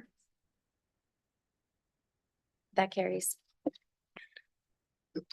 Thank you. That ends the matters for consideration or consent. There are no resolutions. There is one notice of motion. Councillor Oakley, could you please read the title of your notice? Thank you very much. The title is Resolution on Maximizing the Usage of Publicly Owned Lands for Social Housing. Thank you. And Mr. Chair? Mr. Chair, if I may? Yep, sorry. These meetings start at 9 o'clock and I had a discussion with members of this committee and 9:30 would be a better time. So what is the process to move the time to 9:30? So those of us that are dropping grandchildren off at school and so forth can meet here by 9:30. We've changed another committee, a planning committee meeting to 9:30 for the same reason. I'd like to see how that could be done here. And if anybody disagrees, they'll speak up.